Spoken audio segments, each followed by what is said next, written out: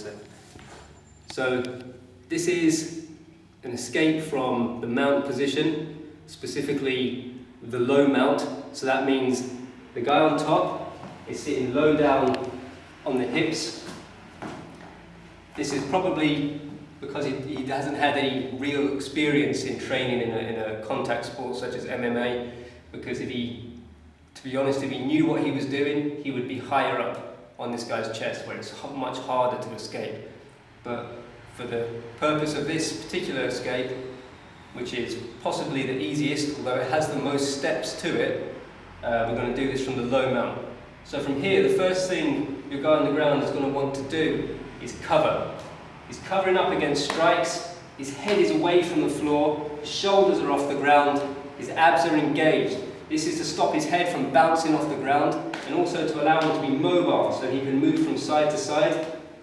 You'll notice he has his elbows roughly pointed in the direction of where the strikes are coming from. This is deliberate. This is in the hope that the man on top is going to catch his fist on an elbow. You're not going to try and intercept it with your elbow like a ninja. That's not going to happen when somebody's throwing real strikes down on you.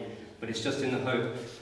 While he's down there, while he's remaining somewhat cool, he's going to try and diagnose exactly whereabouts the attacker is on his body. Because if he was higher up now, it would be an entirely different escape technique.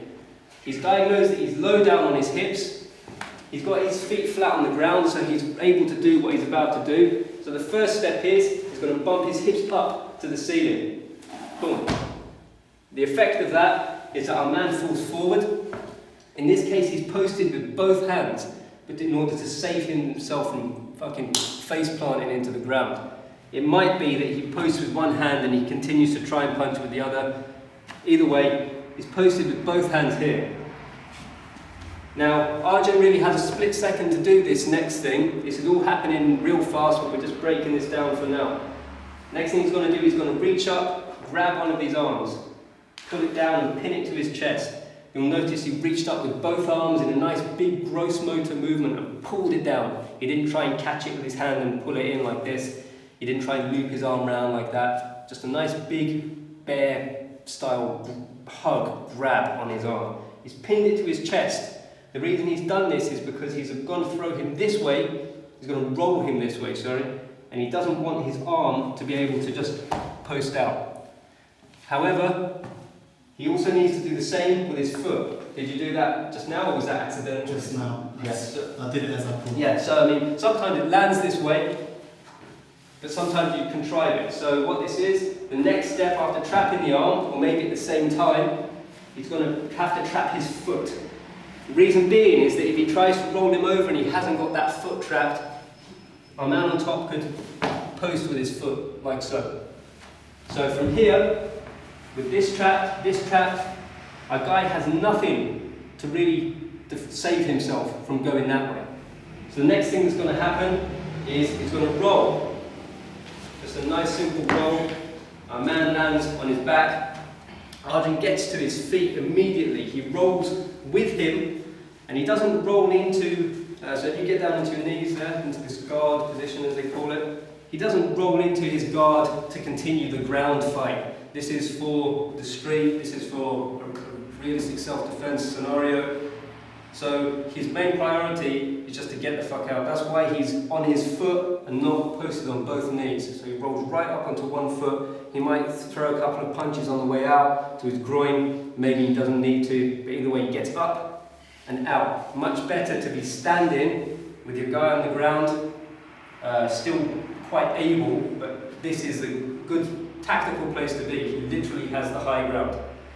Much better than staying down there and trying to finish him ground and pound and all this jazz on the floor, because all that's going to happen is, if you try and do your jiu-jitsu, your MMA stuff, you want to do some ground and pound, this guy's friend, me, is just going to come along and fucking boom, yeah? We want to assume that our guy has friends, so the priority is always to get back to our feet.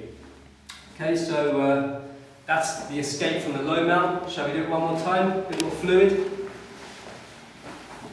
In your own time, guys.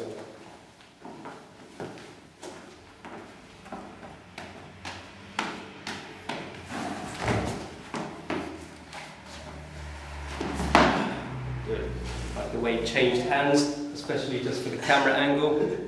Good. Next Bollywood star. Alright, so that's an escape from a ground position. Unlike with the rest of the self-defense syllabus, which is quite generic, quite broad, and encompasses various different scenarios and various different types of people, when it comes to fighting, defending yourself on the ground, you have to be quite specific with how you escape, depending on what position you found yourself in. Because again, if he'd have had the high mount, if he was sitting high up on his chest, it would be an entirely different process of getting out of there, because he'd bump his hips all day long, and the guy on top would just stay up there.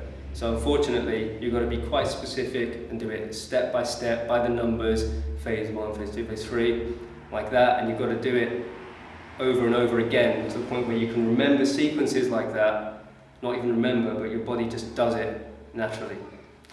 So that's it. Done. All right. Thank you very much.